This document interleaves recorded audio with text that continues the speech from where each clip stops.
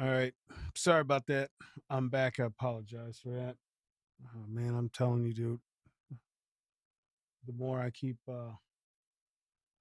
hammering on my computer here, my old computer, man. I mean, it's just I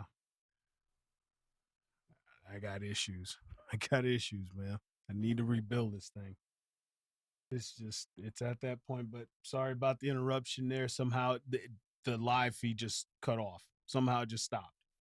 So you guys I had to reboot it real quick, man, and bring it back up. So if you saw it before on the live intro or anything else like that, man, I'm not gonna run the intro again. Everything is back up. So sorry about that little glitch right there. But froze all my stuff, man, and I had to reboot it real fast and start the stream over. But anyway, like I was saying, this here but I saw I've seen this before because it's it was posted here on back on the 12th. So, and I've already seen it. I just want to give my words on it real quick. It's a short video. It's only like 3 minutes. So I'm going to give my words on it. Anything, if you guys got any questions or anything else like that, but I just wanted to say something about it because the split-second decision that he has to make in this video is not only on the civilian side of this thing, I mean on the law enforcement side of it, also on the civilian side of it too. As I said, you guys know I'm an instructor when I teach, and I still teach the same thing about with my students saying that, hey, you guys got to understand something, that even though what law enforcement goes through, some of the decisions that they make, they do it because they are also making decisions and saving their own life as well. Civilian has to out here in the real world, out here in the wide open. It's basically the same thing as a police officer. He has a duty not only just to protect and serve, but he also has the right to defend himself as well, just as much as you and me, equally. So when you see a situation like this, you have to make a split-second decision. You have to understand what's at stake here, what's going on, and sometimes you make the best decision that you can. And I'm going to say something else here in a second, though. Let me bring this thing up here. Let me bring it up and put it on the screen. And like I said, it should be, my settings should be right here. So let's roll this. I'm still trying to make contact with the male. Supposedly he has a knife and he's locked himself out in the room, so I'm still trying to find out what's going on with him.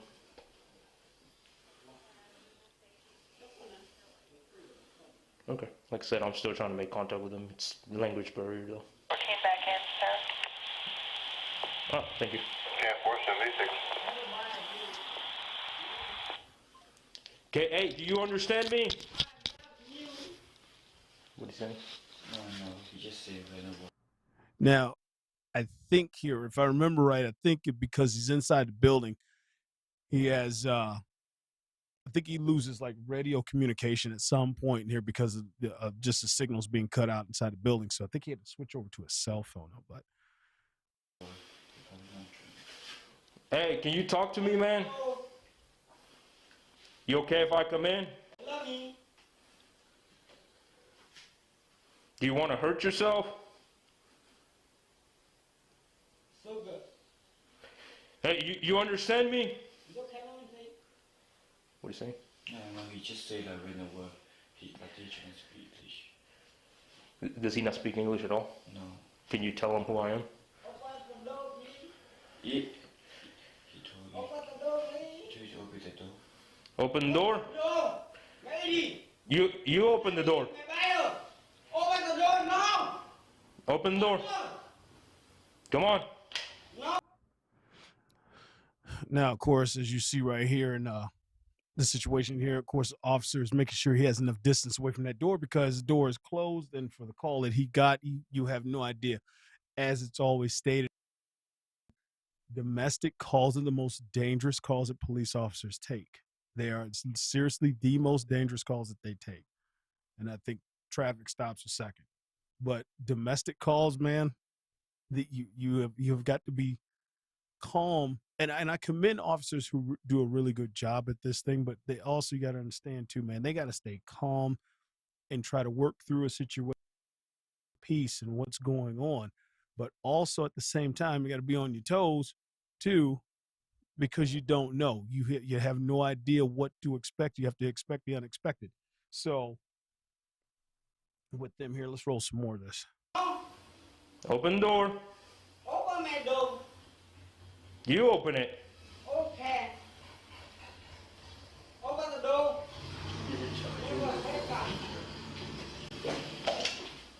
Rest stop.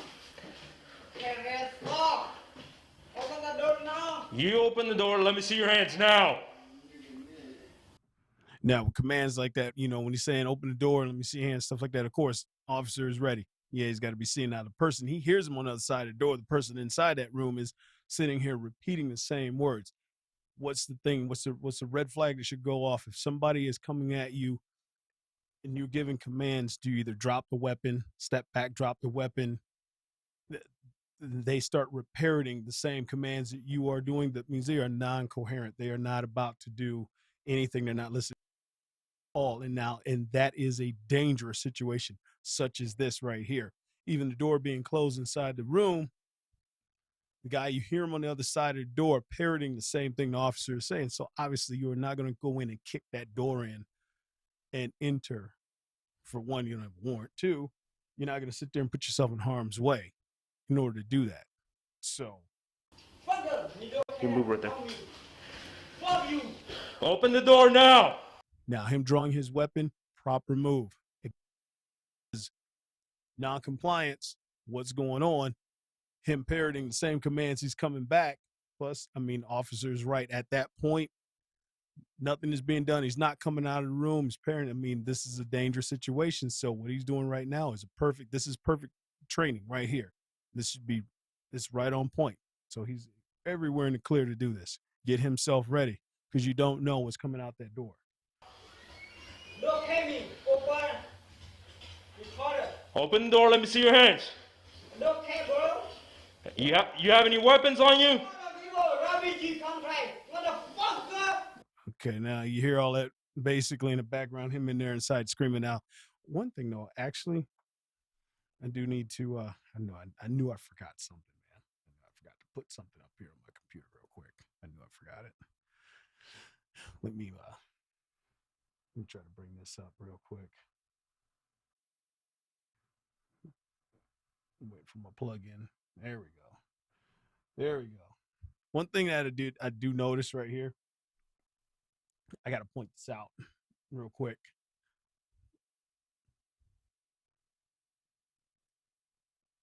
This grip. This grip, man. I'm having an OCD moment here, right here. That is not 100% grip. I say 100% grip is because when I teach my students, I say, look, get 100% grip the gun. You've got 25% on the front strap, 25% on the side grip, 25% on the back strap. You still need that last 25%. So either whether you're right-handed or left-handed, doesn't matter, but to fit the hand in there like a puzzle with thumbs forward, inside, and get 100% grip of this firearm, that means you get that kinetic response and friction inside and fit it in there tight. That gap right there is like, well, I don't like that. I don't like that gap, because he's still got the thumbs forward. It's just not sliding the hand back far enough to make sure he covers that and gets that tight grip.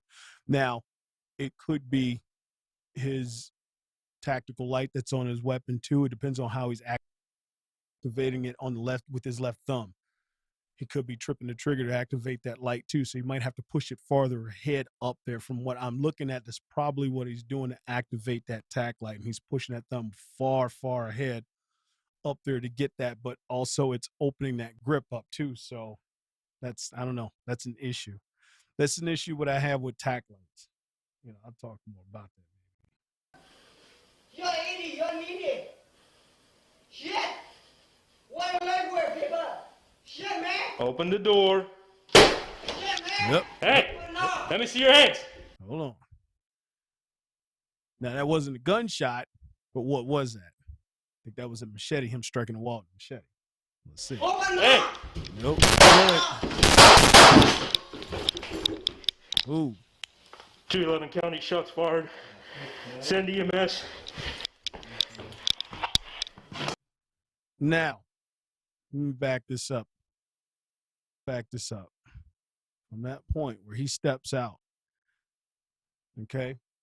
Let me explain something. Anybody that's watching, you don't get this and don't understand this. You shoot until a threat is stopped. So, you know, when you've got some individuals sitting here, you know, with the most silliest thing with the Ma'Khia Bryant situation, you go and you hear ignorant individuals talk about, why don't you just shoot her in the leg? You know, why didn't you just shoot the knife out of her hand or something? So listen here, man. Okay, this is not Hollywood and TV. This situation, all right? And all of this crap that you see on TV that does not happen in real life. This is what happens in the real world. This right here. You shoot until the threat is stopped. Even shooting, no matter what caliber it is, whether it's a 9, 40, 45, it doesn't matter. It doesn't matter. You have to shoot until the threat is stopped. That means you have to put more shots. It's not going to be one. It's going to be as many as it takes to stop the threat. So his shot, as you see, watch, no effect. The follow-up shots, that's when they took effect. Your hands. Open Hey. up! That's one shot, okay? There's one. No effect. He's still coming at it. Look at that. Put two more. 211 County, shots Two more fired. shots after that. Send EMS. That's what stopped the threat. So it's 3 shots in close proximity in that hole. Proximity is less than 5 feet. I'm sorry, I cannot copy your radio.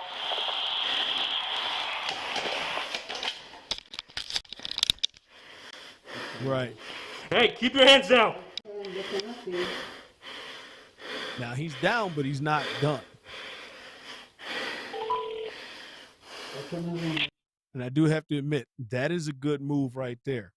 He's got the sheriff dispatch right there, right on his phone. I don't know if it should have been either. I don't know if he speed dialed and had it set.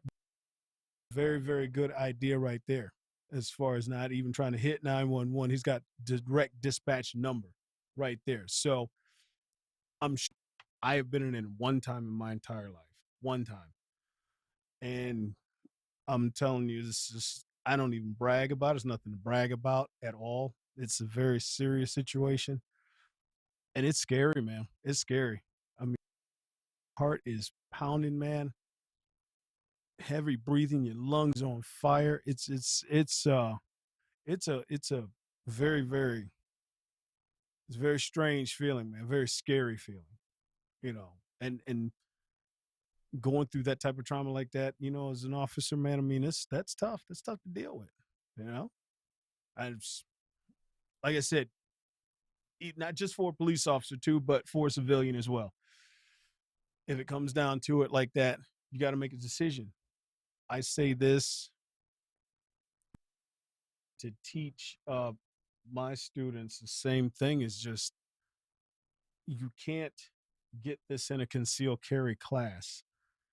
And I say this because I know people just how they are. People are so complacent. They get a concealed carry license and they just get real complacent and think that, okay, now I'm legal to carry. I'm okay. I'm good. That's all I want to do is just get this license so I can carry my protection. Okay, that's great. It's fine and dandy, but, you know, you have to understand there's not a concealed carry course out there that's going to give you enough training in a 1-day course. Now, if they stretch it something like that 2 or 3 days, then yeah, you're going to get a lot more training in that time period. Okay. But, you know, in most states, you know, it's either 8, 10, or 12 hours. I mean, here in my state of Ohio, used to be 12. Then it got reduced down to 8. So I got to hurry up and cram as much information as I possibly can in. And in my class, mine's a little more advanced. Okay. Yeah, I don't skirt any of the, you know, the gun safety responsibility and everything like that. You still get all of that. You get the universal rules. You get everything, what you can and can't do in the state. I don't skip on any of that stuff. I throw in extra. Okay. Extra in the classroom, extra on the range as well for the shooting and the qualification portion of it. So that's, as I said, I redesigned my course not only, and everything is compliant from either for both here in Ohio and in Michigan. But as I said, I offer more. and I have to cram all of that into an 8-hour day. Okay. I say it even for myself, from my own class and what I teach. All my students, I say, people, you got to understand what I'm teaching you today is still nowhere near enough of what you need to learn as far as learning certain drills that will help you be a more proficient and effective fighter. And say that because when you are fighting for your life, that's exactly what you're doing. You're fighting. Okay. So you have to fight to survive. So to make you a more proficient and effective fighter, to save your life and save your family's life or someone else, you need more training. You have to get more training as a civilian. You cannot bank on the simple fact that you're concealed carry. And even in some states, you don't even need a concealed carry. You got the right to carry. It's constitutional carry. You just can't bank on the fact that that's it. That's all you need and you're good to go. Sorry, you're not. You're not until you get advanced training, because you have no idea of other things that will help elevate your skill level to make you better. Okay. You need it. I say it constantly here and promote it constantly here from my own stuff. I can't more, man. I mean, like I said, I sound like a broken record, and I say this all the time when I post my videos here on Facebook and my page and stuff like this local. I know I sound like a broken record, but it's the truth. There's nothing more else to say. There's nothing more else to say. Literally. When I say it, it's like, yes, this is what I mean. You need more training. You need more training. And then when you learn the drills, and then you start elevating your skill level as you get more practice with the drills that you learn. Because basically just walking around with a concealed carry without any extra training, man, I said it before, your life. And if you're a gambler, man, I'm not going to bank on those odds in my life being a coin flip, because that's what it is. I'm not going to bank on that. Okay. I want the odds to be much higher in my favor. And the only way to get that is you have to learn more. You have to learn more, get more training. Because I'm not going to walk around with my life being 50-50. Okay. I want my odds 90 plus. Okay. That's how you get that. You got to learn more. You got to know more stuff, and you got to learn, you got to practice. And you got to practice and be better and and elevate your skill level to be more proficient. So that's just reality. I guess people think, man, hell, you get a concealed carry or something, and all of a sudden, if it goes down, whether it goes down today, tomorrow, next week, next month, years from now, and all of a sudden, if something, you pray to God that nothing happens, but if it does, I guess you think you're going to perform like John Wick or something, and it's not going to happen. It's not going to happen. You're sad. It's going to be the opposite effect. Okay, you might survive, you might not. And if you do survive, you pray to God that you don't screw up in defending your life or your family's life or someone else. You don't make mistakes doing it. So, and without proper training and then practice, the odds of you making bad mistakes and defending your life, if it ever goes down, those odds go up as well.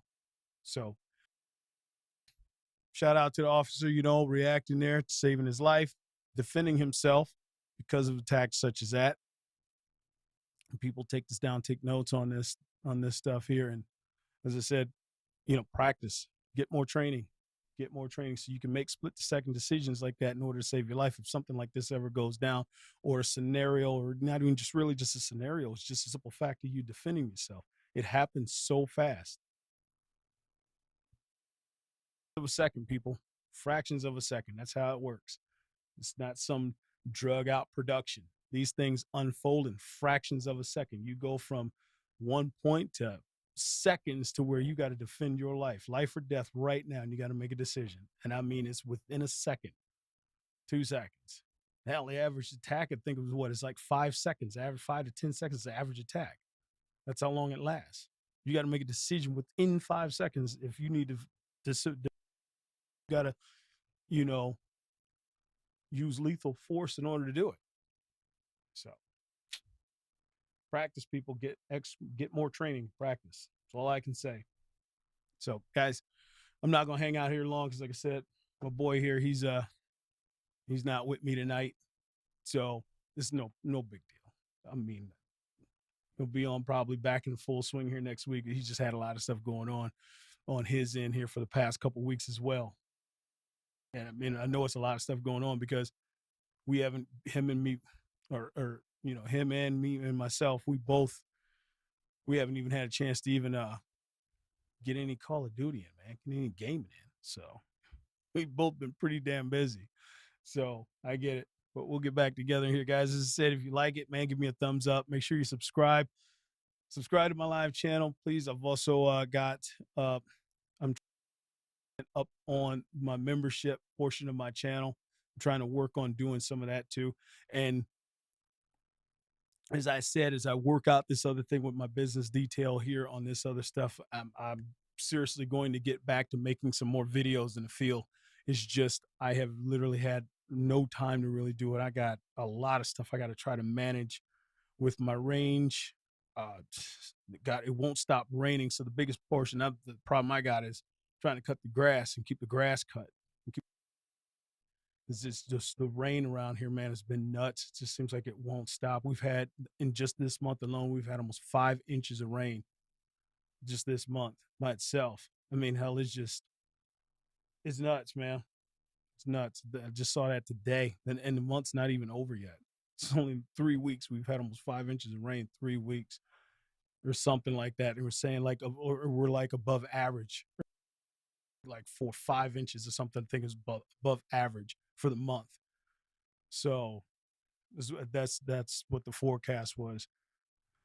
So it's pretty nuts around here. It won't stop raining, man. So it's kind of putting a dent in other things I'm trying to do out in the field.